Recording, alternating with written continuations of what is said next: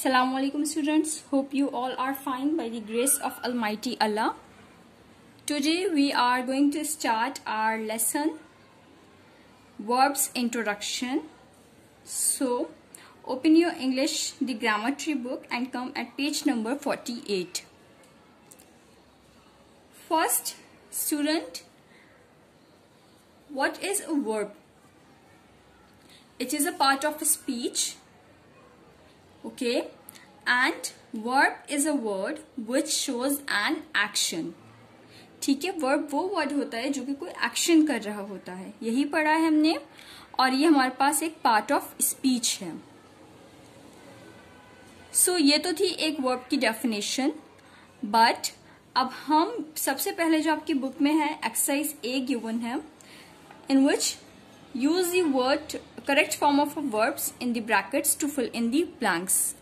आपने इन blanks में correct form of verb जो है वो put करनी है. ठीक है, so put a pencil in your hand because आप ये exercise अपनी book में ही करोगे. So now come to sentence 1. When he was a schoolboy, Akil dash, in bracket we have write interesting stories. So in this sentence we have was a schoolboy. It's mean कि it's a past sentence. Past में बात हो रही है. So definitely इधर हम use करेंगे write है. Write is the first form of verb. So here हम use करने वाले हैं write की second form past tense में ही wrote. So write here W R O T E, wrote interesting stories. Is it clear? Come to sentence 2. They dash drive almost 200 kilometers to reach here for the celebrations. So अब यहाँ पर हमारे पास again जो बात हो रही है, इधर आपके पास कोई टेंस गिवन नहीं है, बट ये बताया जा रहा है कि उन्होंने ड्राइव की थी तकरीबन 2 किलोमीटर सेलिब्रेशन में पहुंचने के लिए. So it's a past. So right here the second form of drive, that is drove. DROVE. They drove almost 200 kilometers to reach here for the celebrations. Come to sentence 3. They dash pray to God for help, but will not do anything to help themselves. So students, यहाँ पर आप ये लिख सकते हो कि pray भी आप लिख सकते हो, they pray. ठीक है, they pray to God for help, but will not do anything to help themselves. अब यहाँ पर आपके पास will भी आ रहा है. So it's mean कि maybe it's a future. Future में भी बात हो रही है यहाँ पर, तो आप इधर स्लैश डालकर विल प्ले भी लिख लो. ठीक है, यहाँ पर आप दोनों लिख सकते हो, दे प्रे या फिर they will pray. Sorry. Come to the fourth sentence. The dash run the 100 kilometre race neck to neck till Martin went ahead in the final lap. So यहाँ पर आपके पास है रन, तो यहाँ पर वर्ब सेकंड जो आपके पास वो पास्ट टेंस की है, सेकंड फॉर्म है. सो डेफिनेटली यहाँ पर भी आपके पास जो वर्ब आएगी वो क्या आएगी, second form. So right here RAN, run. Come to the sentence 5. She dash leave for the station by 6 AM tomorrow. So ये आपके पास है फ्यूचर में बात हुई है, तो यहाँ पर आप लिखोगे विल लीव. विल के साथ आपने क्या ऐड कर दिया, लीव को. Come to the 6th one. Dash you dash find the book you were looking for yesterday. Again it's past. So यहाँ पर आप क्या लिखोगे, पास्ट में बात हो रही है, सो सेकेंड फॉर्म आएगी हमारे पास डिड यू फाइंड. ऑब्वियसली जब हमने यहाँ डिड यूज कर लिए तो फाइंड की फर्स्ट फॉर्म ही हम यूज करेंगे. Did you find the book you were looking for yesterday. 7th one. Dark clouds dash cover the sky even while he was leaving the house. So was आ रहा है यहाँ पर आपके पास again, तो हम यहाँ पर क्या लिखेंगे, covered. Second form of cover. That is covered. Cover के साथ आपने ed ऐड कर लिया है। Next one is everyone dash soon dash get used to the new time table. So यहां पर आप क्या लिखोगे, everyone will soon get used to the new timetable. Is it clear? Sentence number 9, dash you dash in bracket we have finished this work by the time rehearsal start. So आप first में आप लिखोगे अपनी verb that is helping verb. So इधर आएगा आपके पास will you, main verb आपके पास finish, so finish ही रहेगा। Will you finish this work by the time rehearsal start? Last one is, if you continue dash work hard, you will reap the benefits. If you continue, ये continue में बात हो रही है continuously, so यहाँ पर आप add करोगे ing वर्क के साथ, ठीक है। If you continue working hard, you will reap the benefits. Is it clear? So ये आपके पास था स्टूडेंट्स। एक्सरसाइज ए आपने बुक में ही करनी थी, जहां आपने वर्ब को पुट करना था इन ब्रैकेट्स की हेल्प से। Now come to the explanation part. I am going to read an explanation also. यहां पर मैं रीडिंग भी करने जा रही हूँ स्टूडेंट्स, और आपको एक्सप्लेन भी करूंगी, so kindly listen to me carefully. A verb can show an action, an event और अ स्टेट। यानी कि एक वर्ब जो होती है वो एक्शन, इवेंट और स्टेट शो कर रही होती है। एग्जाम्पल्स है आपके पास, I accidentally locked the door, action. So यहाँ पर इटैलिक में आपके पास है लॉक्ड, लॉक कर दिया था, तो यहाँ पर हो रहा है action. The glass shattered with a loud noise, event हुआ है, एक हादसा हुआ है, ठीक है, शैटर्ड हुआ है, फैल चुका है वो ग्लास, यानी कि जब वो ग्लास टूटा है तो बहुत ज्यादा नॉइज आई है। Nowadays she feels angry all the time, ये एक स्टेट है, एक हालत है, एक कंडीशन है कि वो ऐसा फील कर रही है। Is it clear? Now come at page number 49. Student, one thing more कि यहाँ पर आपके पास जो डेफिनेशन लिखी हुई है वर्ब की, इसको आप मार्क कर लो, क्योंकि आप इसे अपनी एक्सरसाइज नोटबुक में लिखोगे विथ एग्जाम्पल्स। वर्ब की फर्स्ट आप डेफिनेशन दोगे जो कि एक लाइन की है, फिर यहाँ पर जो आपके पास 3 एग्जाम्पल्स हैं एक्शन, स्टेट और इवेंट की, ये आप अपनी एक्सरसाइज नोटबुक में कॉपी करोगे। Now come at page number 49। In this page we have a chart, kinds of verbs based on function. Function की बेस पर उन्हें काइंड बताई जा रही है यहाँ पर वर्ब की। जैसे कि फर्स्ट है आपके पास वर्ब, वर्ब में हमारे पास 2 काइंड्स हैं, मेन वर्ब्स और ऑक्सिलरी वर्ब्स, ठीक है। फिर ऑक्सिलरी वर्ब्स में भी आपके पास सब टाइप्स हैं, प्राइमरी ऑक्सिलरीज और model auxiliaries. Is it clear? ये चार्ट जो है, ये टेबल जो है, ये आप अपनी एक्सरसाइज नोटबुक में ड्रॉ करोगे। अच्छा जी, अब हमने वर्ब तो समझ ली कि वर्ब क्या होती है। अब वर्ब के बाद वर्ब की जो फर्स्ट काइंड है दैट इज मेन वर्ब, वो यहाँ पर आ गई है। So what is main verb? These verbs can function alone in a sentence, they are also referred to as full verbs. Examples, she spoke to me about her problems, I called her later in the day. अच्छा जी students, main verbs जो होती हैं ये वो verbs होती हैं जो कि सेंटेंस में अकेली होती हैं, अलोन फंक्शन करती हैं, प्लस आप इनको फुल वर्ब्स भी कह सकते हो। जैसे कि एग्जाम्पल में आपके पास है she spoke to me about her problems, italic में आपके पास लिखा हुआ है spoke। सो स्पोक यहाँ पर क्या है, एक मेन वर्ब है, एक फुल वर्ब है इस सेंटेंस में, जो कि इस पूरे सेंटेंस का एक्शन बता रहा है। Is it clear? Second sentence भी हमारे पास सेम ही, I called her later in the day. So यहाँ पर इटैलिक में आपके पास कॉल्ड है जो कि मेन वर्ब है, ठीक है, और ये वर्ब जो है ये अलोन फंक्शन कर रहा है इस पूरे सेंटेंस में, इसलिए हम मेन वर्ब को क्या कहते हैं, फुल वर्ब्स भी हम इसे कहते हैं। तो ये आप मार्क कर लो, ये भी आप अपनी एक्सरसाइज नोटबुक में लिखोगे, ठीक है। पहले आप वर्ब की डेफिनेशन लिखोगे, देन आप ये टेबल ड्रॉ करोगे with heading kinds of verbs based on function.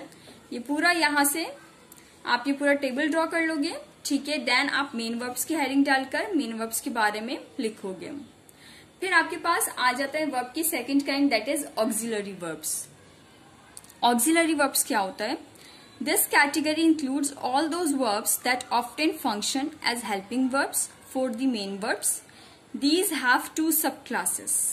अच्छा जी, अब ये कैटेगरी जो है वर्ब की, जिसे हम ऑक्सिलरी वर्ब कह रहे हैं, ये फंक्शन करती है हेल्पिंग वर्ब के तौर पर for the main verb. Main verb के लिए ये हेल्पिंग वर्ब का काम करती है.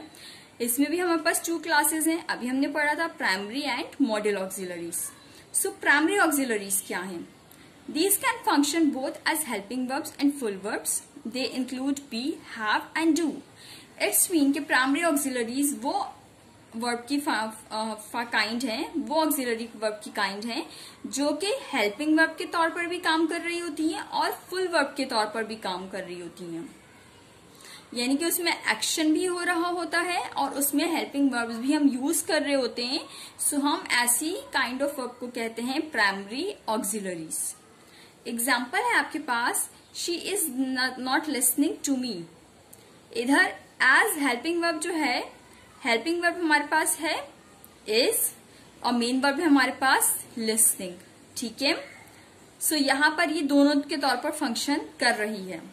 सेकेंड है आपके पास वेयर आर यू.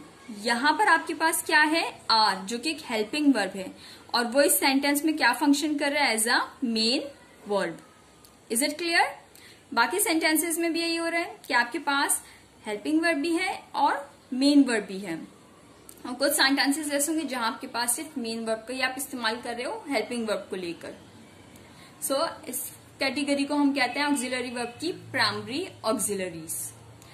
नेक्स्ट आपके पास बुलेट में लिखा हुआ है मॉडल ऑक्सिलरीज. ये कौन सी ऑक्सिलरीज होती है? This can function only as helping verbs and include the modals can, could, may, might, will, would, shall, should and must. अच्छा जी, ये वो ऑक्सिलरीज होती हैं जो कि हेल्पिंग वर्ब्स के तौर पर फंक्शन कर रही होती हैं. यहाँ पर फुल वर्ब्स नहीं होती हैं. इसलिए इधर मॉडल्स कुछ यूज होते हैं जिससे आप कहते हो can, could, may, might, will, would, shall, should और मस्ट. अच्छा जी, एग्जाम्पल है आपके पास, can I help you as helping verb for the main verb help. इधर आपके पास मेन वर्ब क्या है? हेल्प.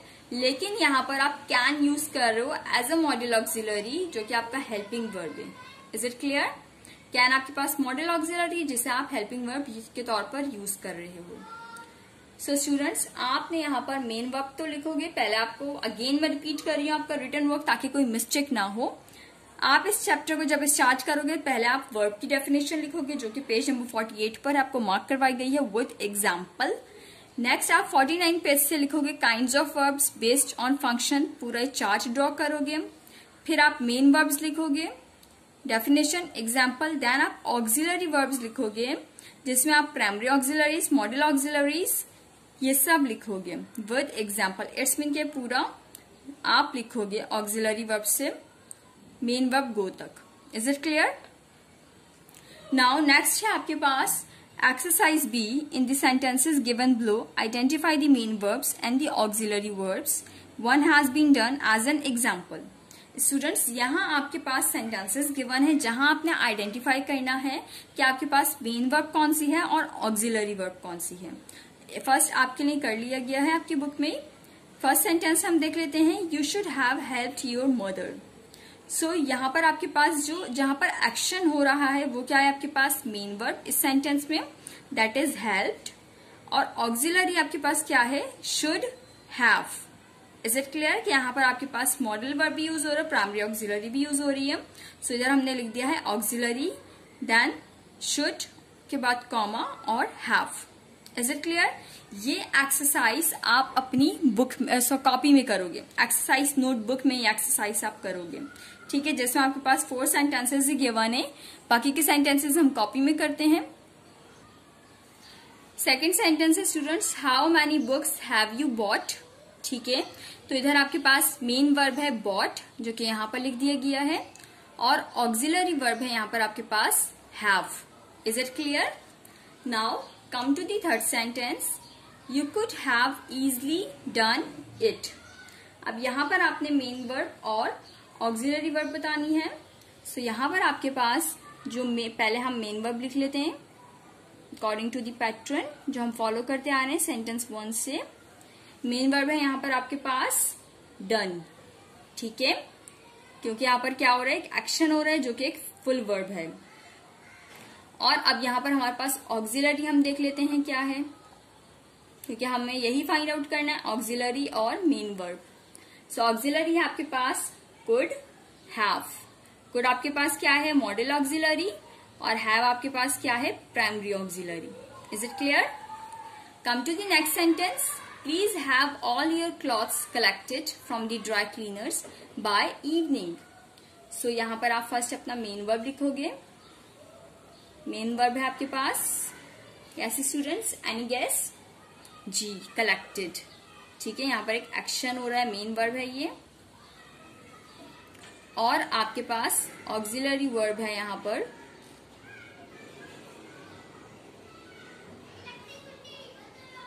हैव, ठीक है। सो इस एक्सरसाइज में आपके पास 4 ही सेंटेंसेस थे जो कि आपको करवा दिए गए हैं। सो काइंडली जब आप आंसर लिखें तो ठीक ठीक लिखिएगा, okay. Now students turn eight page number 50। Exercise भी हम कर चुके हैं, ठीक है, एक्सरसाइज नोटबुक में आप करोगे। देन आपके पास आ जाता है function of primary auxiliaries. Primary auxiliaries का फंक्शन क्या है? So primary auxiliaries are used for the following. कब आप यूज करोगे प्राइमरी ऑक्सिलरीज को? बुलेट फॉर्म में आपके पास लिखा हुआ है। To show the tense of the main verb, जब किसी मेन वर्ब का टेंस आपके पास शो हो रहा होता है। एग्जाम्पल्स है, he is painting a still life. So main verb है आपके पास पेंटिंग, ठीक है, और इज आपके पास प्राइमरी ऑक्सिलरी है। जब आप इनको यूज कर रहे हो किसी टेंस में, तो टेंस जो है पेंट के साथ अपने आईएनजी लगा हुआ है, सो इज यूज हो रहा है। So it's mean it's a present continuous tense. Next आपके पास है, he has been reading on still life paintings. Sentence same ही है, बस यहाँ पर टेंस को चेंज कर दिया गया है, तो डेफिनेटली उसकी मेन वर्ब भी चेंज हुई है। सो यहाँ पर आपने हेल्पिंग वर्ब यूज किया हैज बीन और रीडिंग। सो ये टेंस आपका कहलाएगा present perfect continuous tense. Is it clear? जब आप किसी भी टेंस में मेन वर्ब को शो कर रहे होते हो तो वहां पर इसका फंक्शन प्राइमरी ऑक्सिलरी का इस तरह होता है, ठीक है, अकॉर्डिंग टू टेंस चेंज हो जाता है। Next one is to show a habit like और डिसलाइक, यानी कि जहां आप अपनी हैबिट बता रहे हो, अपने लाइक और डिसलाइक्स बता रहे हो। जैसे कि example, I don't play sports. So यहाँ पर जो आपके पास प्राइमरी ऑक्सिलरी है वो डू है, जिसके साथ आपने नॉट लगा दिया, डिसलाइकनेस शो कर दी है, और मेन वर्ब आपके पास प्ले है जब आप इसे यूज कर रहे हो। सो ये इस तरह फंक्शन करेगी primary auxiliary. Next one is to build negative, interrogative and emphatic sentences, जहां पर आप नेगेटिव, इंटरोगेटिव और एम्फेटिक सेंटेंसेस बनाते हो। She does avoid oily food as much as possible, ये एम्फेटिक सेंटेंस था, ठीक है, तो यहाँ पर डज यूज हुआ है। They are not going to the movies today, negative था, सो नॉट तो ऑब्वियसली यूज होगा क्योंकि यहाँ पर नेगेटिव आ रहे हैं, नॉट वर्ड यूज कर रहे हैं हम, और यहाँ पर दे है सब्जेक्ट हमारा, तो हमने इधर क्या यूज किया है, आर। फिर इंटरोगेटिव में आप पहले हेल्पिंग वर्ब लिखते हो, प्राइमरी ऑक्सिलरी लिखते हो, देन आप अपना सेंटेंस लिखते हो। फर्स्ट आपने लिखा have you seen my glasses, end में क्वेश्चन मार्क आ गया, so it's an interrogative sentence. Next is to form question tags, जहां पर आप क्वेश्चन टैग्स बना रहे होते हो। एग्जाम्पल्स है, we are not allowed to go out right now, are we, यानी कि सेंटेंस है पूरा। देन आपने यहाँ पर प्राइमरी ऑक्सिलरी यूज किया है आर क्वेश्चन टैग में। सेकंड भी सेम है students, you will be visiting her letter, won't you, तो यहाँ पर आपने जो यूज किया वांट यूज किया है primary auxiliary. So it's mean primary auxiliary को आप यूज करते हो टेंस में, हैबिट वगैरह जब आप बता रहे होते हो, या जब आप नेगेटिव, इंटरोगेटिव, एम्फेटिक सेंटेंसेस बना रहे होते हो, या फिर जब कहीं पे आप क्वेश्चन टैग कर रहे होते हो। Is it clear? सो वहां पर आप यूज करते हो फंक्शन ऑफ प्राइमरी ऑक्सिलरीज, जो भी आपको बताए गए हैं।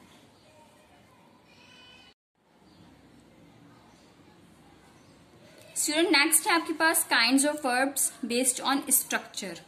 अब यहाँ पर आप स्ट्रक्चर की बेस पर देखोगे वर्ब को। So the following are the verbs kinds that are based on structure.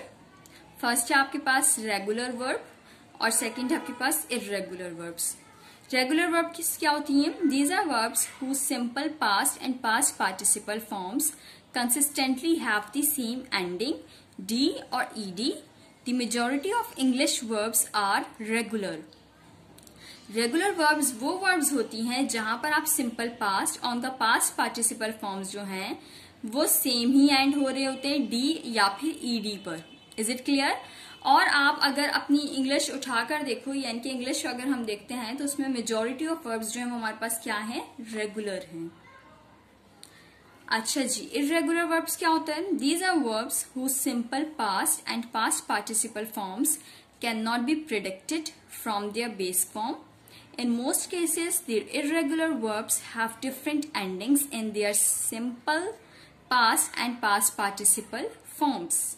It's mean ये वो verbs होती हैं जहां पर simple past और past participle forms जो हैं वो d या ed पर end नहीं हो रहे होते हैं, same end नहीं हो रहे होते हैं। irregular verbs जो होती हैं उनका end जो होता है simple past और past participle का different हो रहा होता है, ठीक है, base form से। सो वो हमारे पास कहलाती हैं irregular verbs. Now come at page number, अच्छा स्टूडेंट्स बिफोर दिस आप 51 पेज पर आओ। उससे पहले मैं आपको नोट करवा दूं कि आप ये अपनी एक्सरसाइज नोटबुक में लिखोगे kinds of verbs based on structure पर, रेगुलर वर्ब और irregular verb. Is it clear? Now अब आप आइए पेज नंबर 51 पर। अच्छा जी, एक्सरसाइज सी है यहाँ पर। Given below is a list of irregular verbs and their forms. Extend the list by adding other irregular verb forms to it.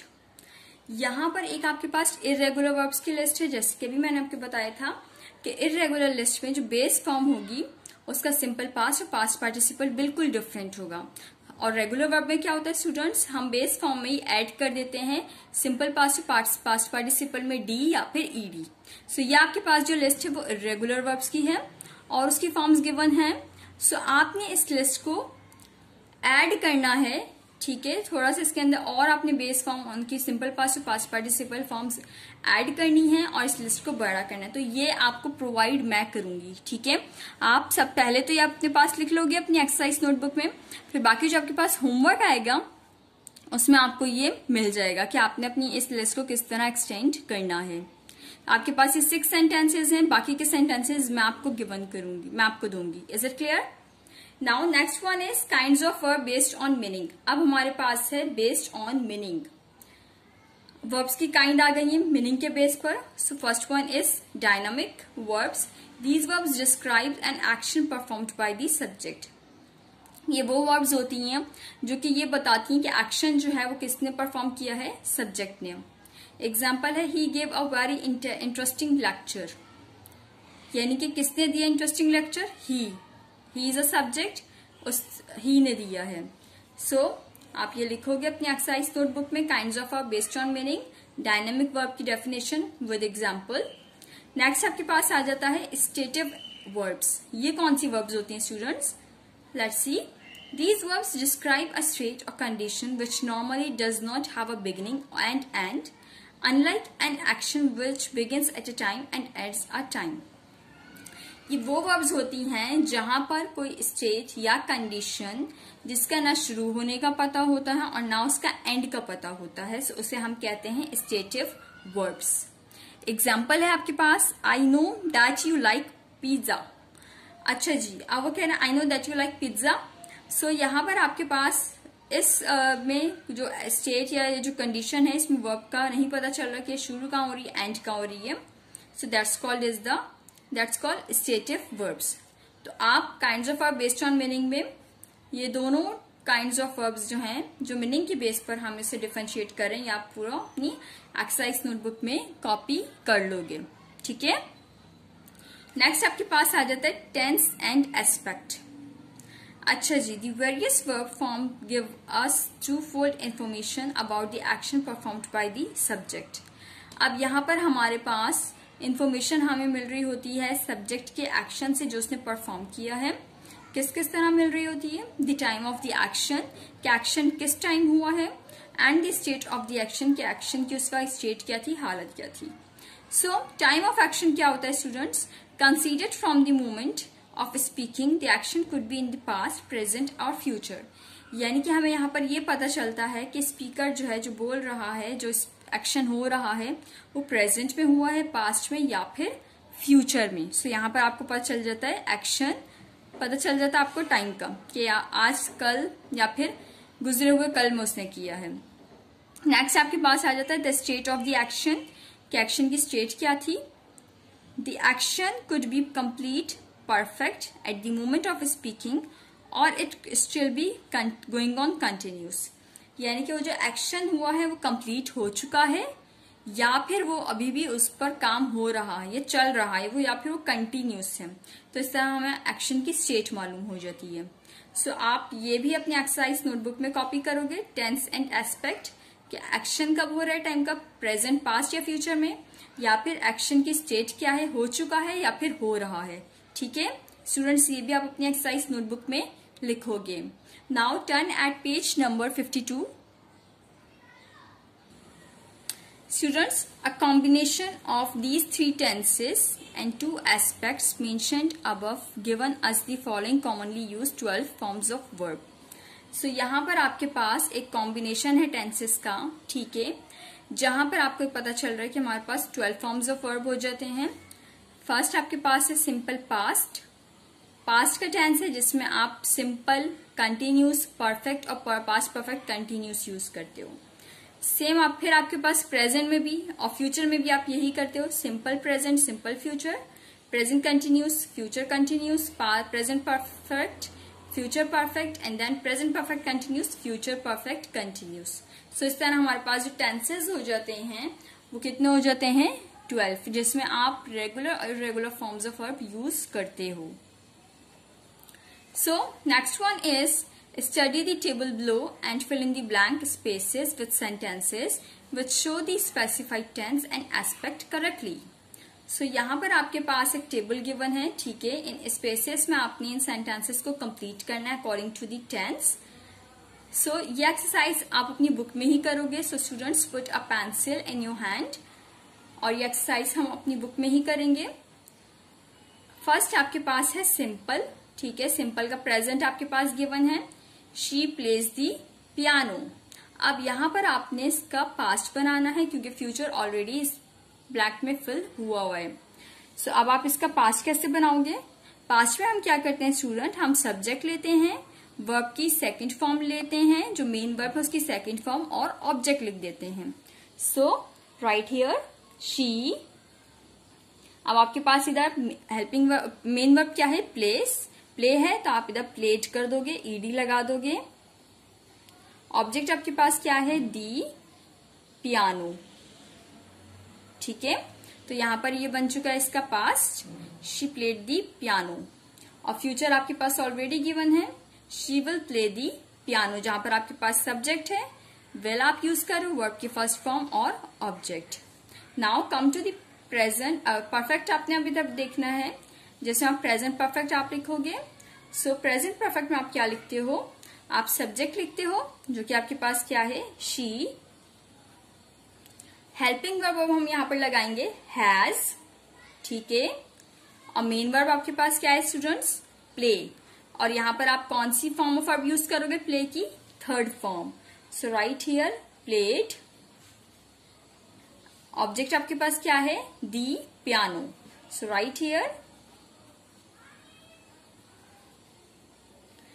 Past आपके पास गिवन है, she had played the piano, ठीक है। और अब आप यहां पर लिखोगे फ्यूचर में, वो क्या लिखोगे आप, she will have played the piano. इधर हमारे पास सब्जेक्ट आ गया, helping verb will have, played आपका मेन वर्ब है, the piano. Now come to the next one that is continuous, जो कि बहुत इजी टेंस होता है। इसमें सिर्फ आप हेल्पिंग वर्ब यूज करते हो और वर्ब की जो फॉर्म आपके पास गिवन उसके साथ आप आईएनजी ऐड कर देते हो, प्रेजेंट, पास्ट, फ्यूचर तीनों में। सो यहाँ पर आप क्या लिखोगे, शी। आप हेल्पिंग वर्ब लिखोगे शी के साथ इज, प्लेइंग, प्ले के साथ ing, playing the piano. Is it clear? Past में भी आप यही करोगे, सिर्फ आप अपना इधर हेल्पिंग वर्ब चेंज कर दोगे, जो कि हो जाएगा she was playing the piano. Future आपके पास ऑलरेडी गिवन है, she will be playing the piano. Next है आपके पास perfect continuous, she has been playing the piano. So past आप लिखोगे इसका शी हैड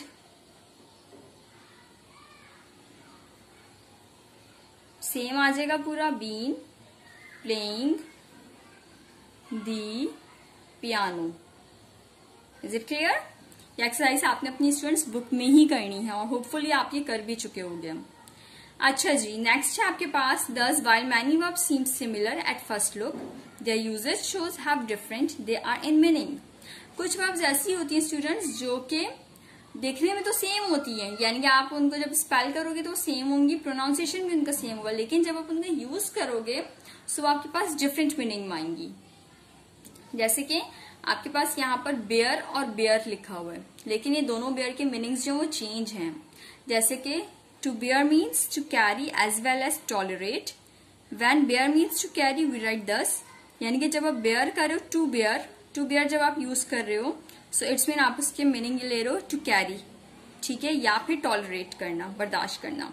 और यहाँ पर उसके कुछ सेंटेंसेस हैं जो कि आप इस तरह लिखोगे, द विंड्स बेयर रेन, यानी कि उसने कैरी किया हुआ है rain clouds from the sea to the peninsula.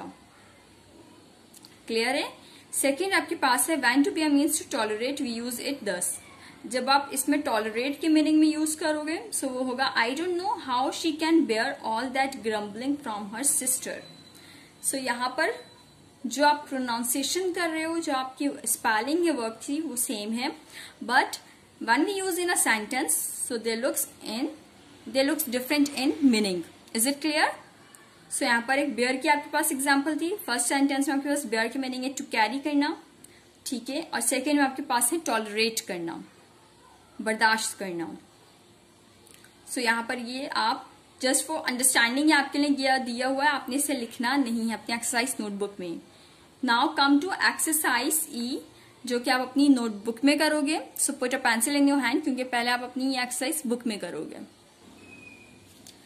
Yes students, write the correct answer of the verbs in the blanks.